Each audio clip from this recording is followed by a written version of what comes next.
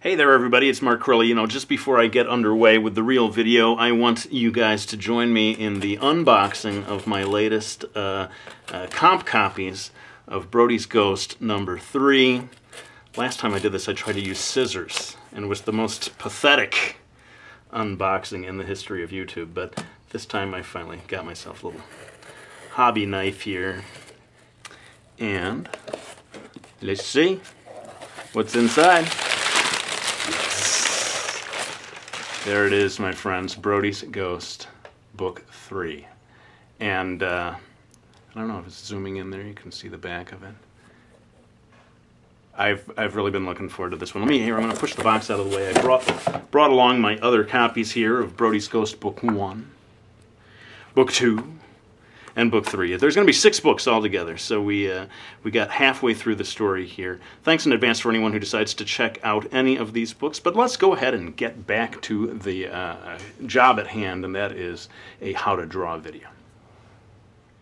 Alright, so today we're going to be learning how to draw the muscles of the chest. Of course, very important if you want to draw superhero comics or action-oriented comics of any kind. And I have always been sort of winging it, I must confess, over the years. And so to prepare for this video, I decided to look at more of like a medical diagram that shows the muscles of the chest. And I would advise you all, if you're serious about this, to definitely do that at least once. Find out what these muscles look like underneath the skin so as to make your drawings more realistic, and I can use this almost as a cheat sheet. Pretend like I actually know all the Latin names for this stuff.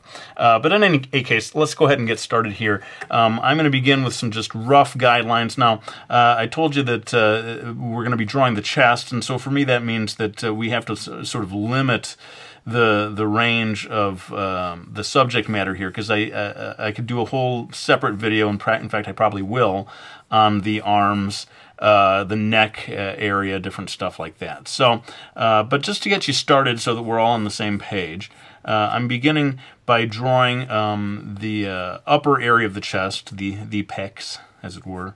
I'm going to be tempted to keep doing Arnold Schwarzenegger. The pecs, yeah, you got to draw the pecs. Try to limit that before I lose all of my viewers. But I'm starting here with this the area of the what is actually called the pectoralis major, and there of course it breaks into two regions wider than they are tall.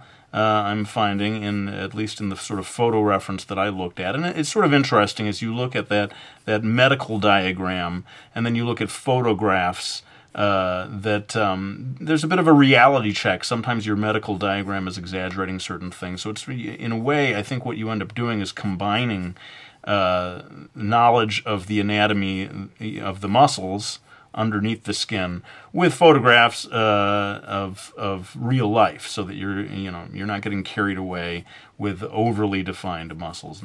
I'm just lightly sketching in the arms. Like I said, that I think is something for another day. A completely separate video that will cover that area. But of course, a bodybuilder type of character, and that's kind of what I'm dealing with here. Very muscle-bound type character is going to have the upper area of the chest becomes very wide, just as in a cartoonish way we expect it to be. But of course, it's based on reality. And so, beginning with a sort of a straight line across here, you saw how I did that, and that sort of indicates the collarbone. I would go ahead and get these two pec muscles in before moving down, and this is where I got a little confused from the way I imagined it to be versus what it really is.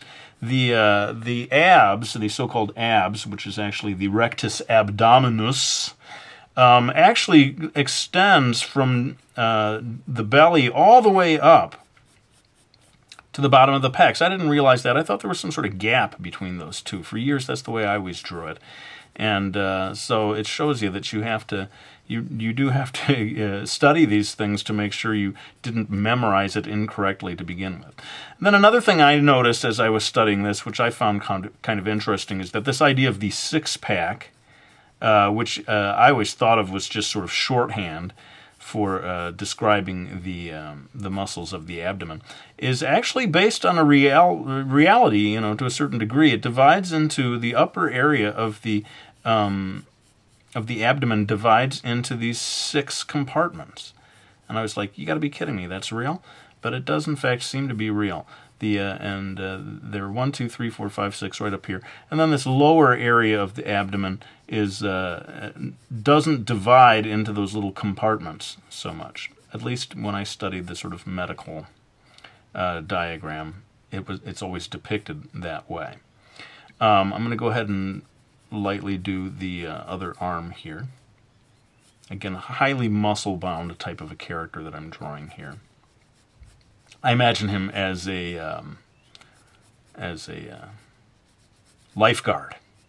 That was my excuse for, you know, why is this guy standing around with no shirt on, other than to show off his incredible physique. But I thought, hey, he's a lifeguard, right? I mean, this is part of the job. So I've got kind of the rough guidelines in place here. And like I said, this is not going to be about drawing the head, but we do, of course, have to get... So I'm going to do that part in time-lapse. Forgive me for speeding through this real quick.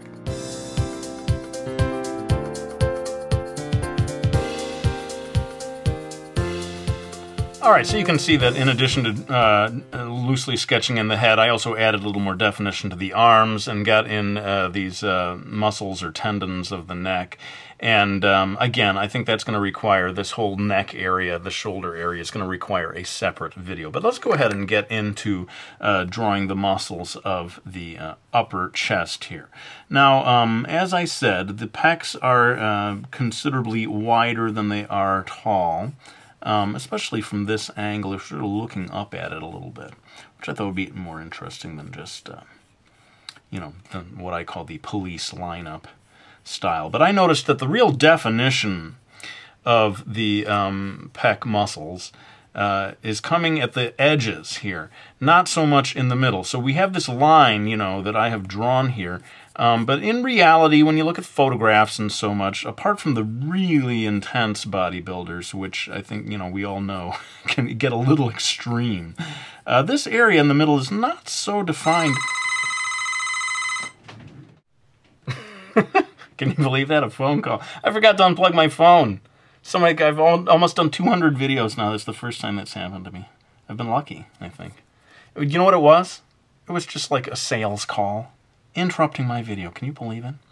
In any case, let's get back to the lesson at hand. But I think what I was getting at was that the definition of the pectoralis major is primarily on the lower edges, not so much along the center here. And as far as the nipples, where they are placed, they are sort of roughly between the two, maybe a little further between these two lines, I should have said, but a little closer maybe to this edge line, which it's a little bit strange for me to say that, because even this edge line, my so-called edge line, is not a real line of definition that's seen on the body so clearly.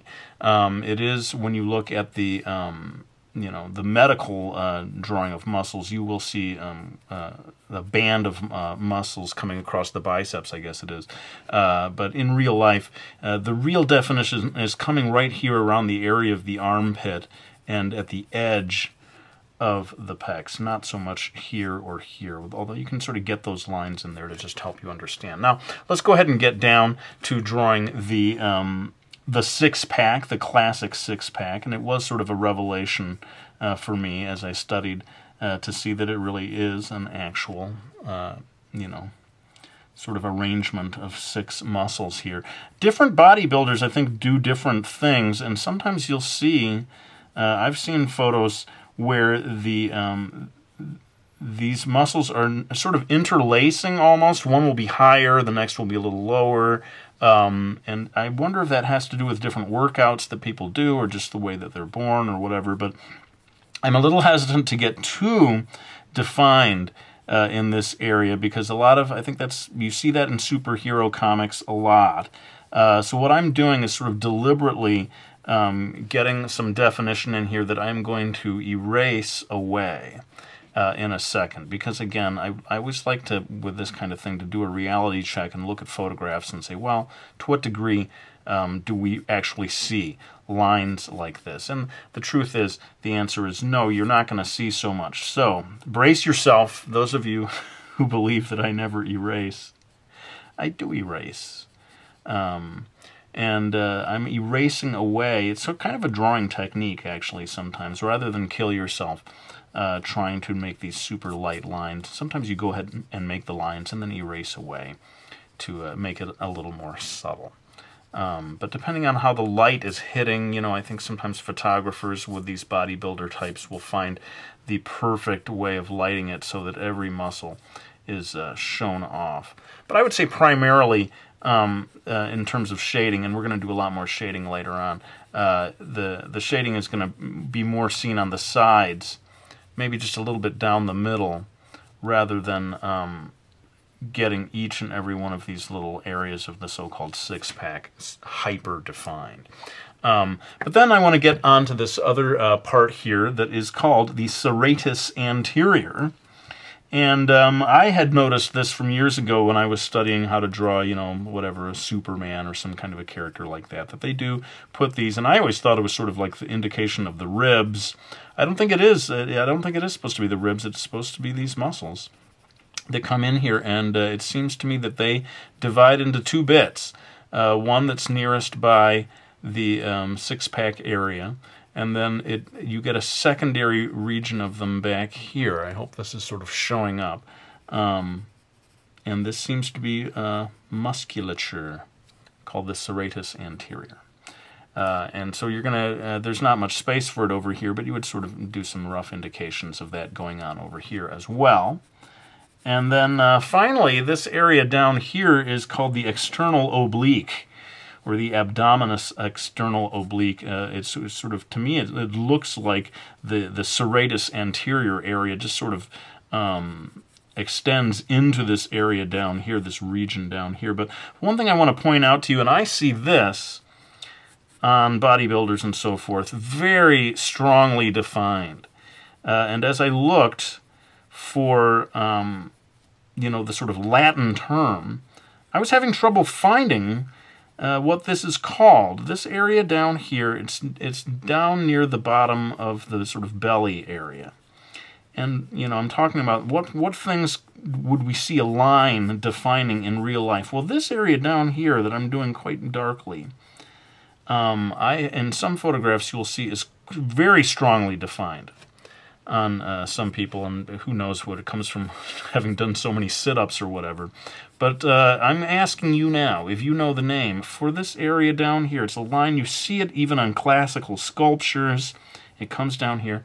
Educate me, my friends, because I couldn't find what that was called. The best I could say is this is the lower edge of this area called the external oblique.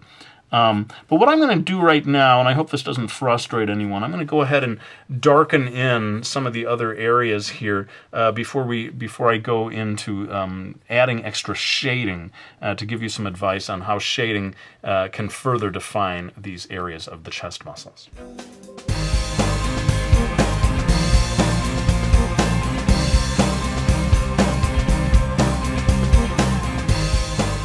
Okay, so you can see I used the old black Prismacolor to give final line work just to the edges of the body here. And I may not be able to do all of this real time, but I want to give you some sense of where the shading is going to go. And let's go ahead and start here at the bottom of the pecs. You're going to get quite a lot of heavy shadow right here along the bottom. Like I said, this sort of outer edge that gets very strongly defined. Now I'm going to very lightly shade toward the top here, adding perhaps even more definition than would be visible in real life. I mean, a lot of times illustrators are doing that. They're sort of adding extra definition, just clarity to help the viewer see what it is they're looking at. You're always sort of balancing between, well, is this photo real? Because there wouldn't be a line there in real life, right? I mean, that's part of what you're considering. But then otherwise your job as an illustrator, depending on what you're doing, is to, you know, get some clarity in there, maybe visual shorthand that helps the viewer see exactly what it is they're looking at. So I'm going to get quite a lot of shading going on right here underneath the pecs, right in the sort of armpit area. And like I said, this area in here that I had observed years ago in like superhero comics, I had thought was sort of maybe partially invented, but as I looked at the actual medical diagrams, I found it was quite real. It has this, I've always thought of it as having kind of like a fish gills kind of a look to it. But you want to get some gradual shading going on all along here to sort of, you know, assuming in this image that the light is coming from here, the upper right, then all of my shading is going to come along here on the upper left, or I mean the sort of lower left, I guess I should say.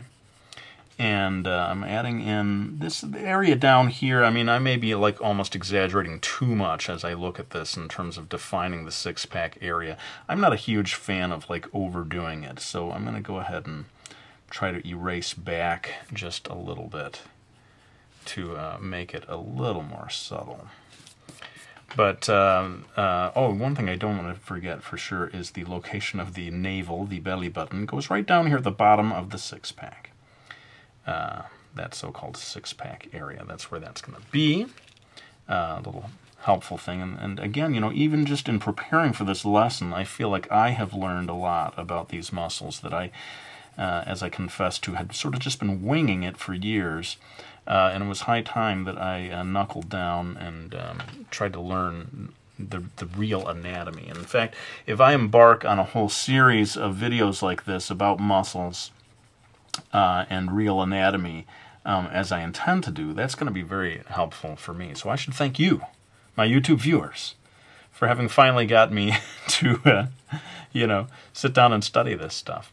Well, I think I've kind of got most of what you need to know in terms of the shading of the muscles. I don't want this video to go on forever. I know I've done some videos recently that go for a good 20 minutes or so. Who knows, this may be the same, actually. But I am going to go ahead and kick it into time-lapse to finish off the rest of this illustration, and then we'll be back for a few final words.